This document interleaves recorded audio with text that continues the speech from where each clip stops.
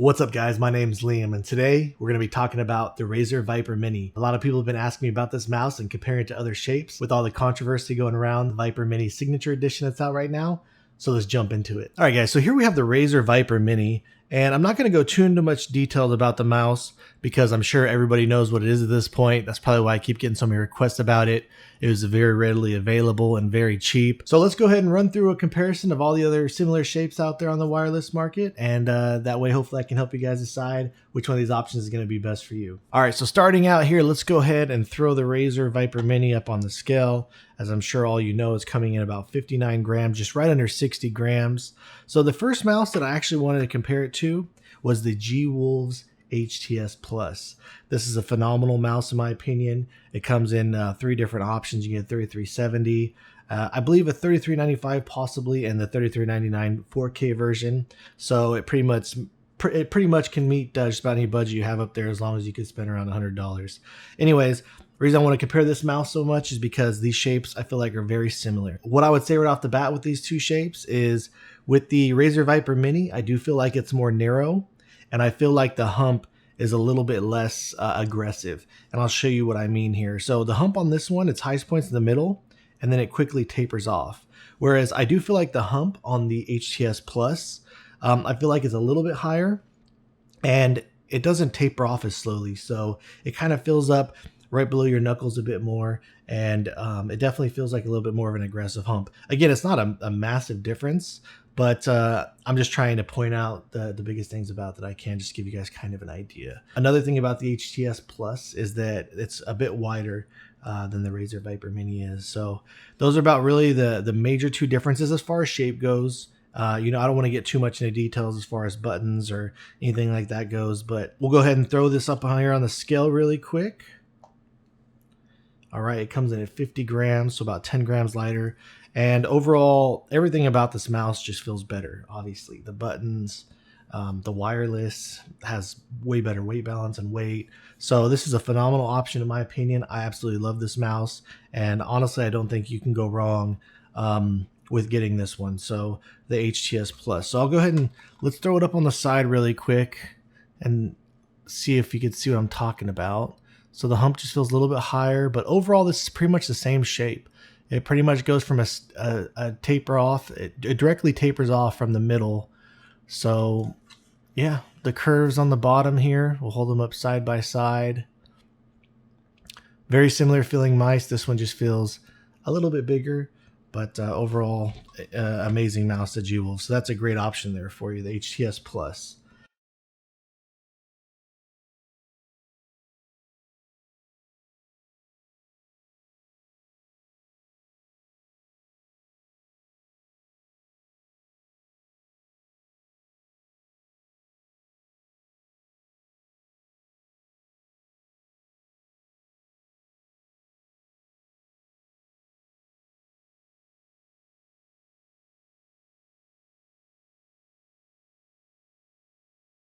The next one I would like to bring up is this is probably the closest one to the Razer Viper Mini in my opinion. This is the glorious Series 1 Pro. And you can actually still pick these up on Max Gaming. So really cool stuff here. Honestly, these mice almost feel identical. The two differences, if I were to point them out, shape and everything is almost exact. The biggest difference is that the Viper Mini, in my opinion, feels a little more narrow. And again, the hump feels just a little bit lower than on the Series 1 Pro. The hump definitely feels a little bigger. Other than that, it tapers off right away. The back feels identical, buttons, placement. Honestly, if you were to go from the Viper Mini over to this one, they're pretty much the same thing. I really like this one and the Model O Pro. I know they face a lot of controversy. I do like these mice. I haven't had any quality issues with mine or nothing like that. There's no rattling, no shaking. The buttons are great. Everything feels phenomenal on here. My only gripe with this mouse is I feel like the price is really high on it. You guys can mass produce this mouse and bring it in around like $60, $70, then this would be an absolute banger. So it's kind of hard to put this mice up against other offerings on the market when you have a lot of mice out there, $33.95s, absolute phenomenal mice for around the $90 price range. So the fact that this is $100, it does make it a little bit of a harder choice to buy.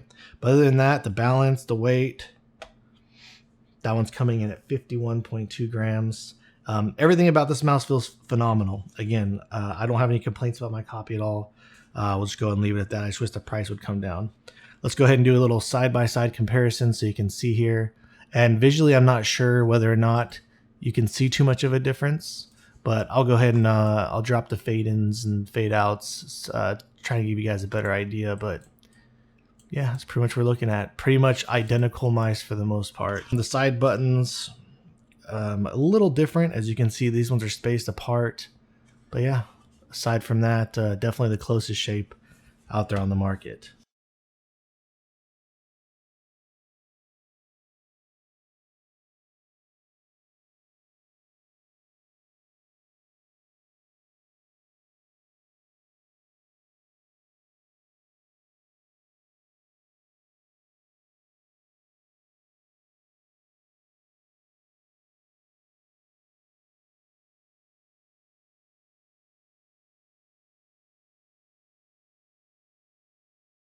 All right, next up, this is the biggest one that everybody keeps asking me about. Right here, we got the G-Wolves HTX. In my personal opinion, these mice are pretty similar. There are some differences.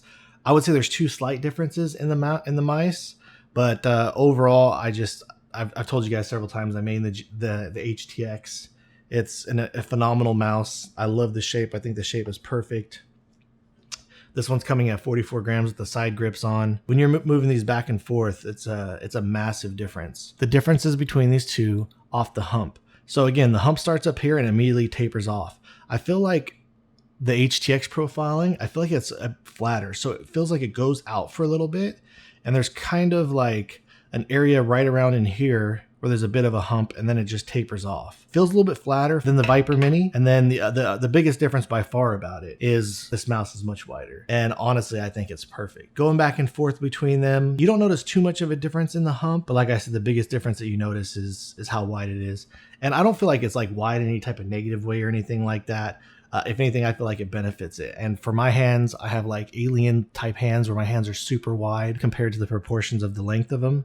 So yeah, so this mouse is absolutely perfect for me. The balancing is perfect. So good stuff. Absolutely love it. Highly recommend picking up the HTX, especially if you don't, if you don't want to wait to get the signature edition, you don't want to wait for the up and coming versions that are coming out, stuff like that. So, and again, there's other options in this one as well, the 4K, and they also have a non 4K version. I believe it comes in like $119.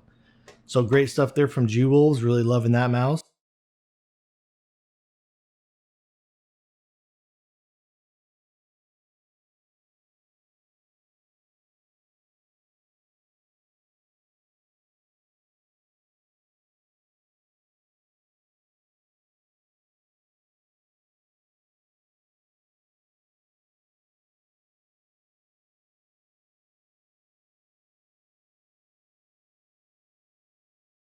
And the final mouse I wanted to throw up on here is not necessarily a direct comparison to the Viper Mini, but I feel like it's in the similar category, kind of the same size there.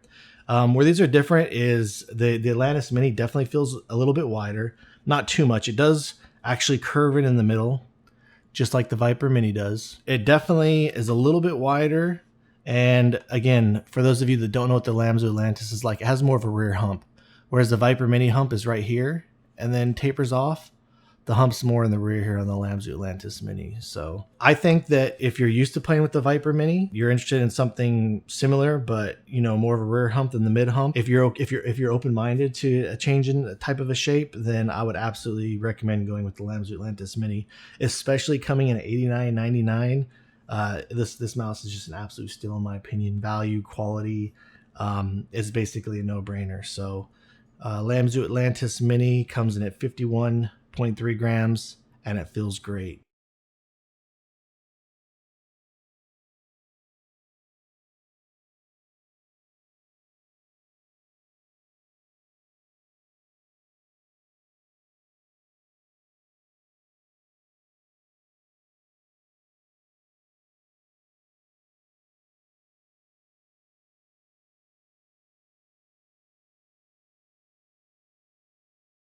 I just wanted to compare the Viper Mini to other shapes out there on the market because I know things are crazy right now with the limited release of the signature edition.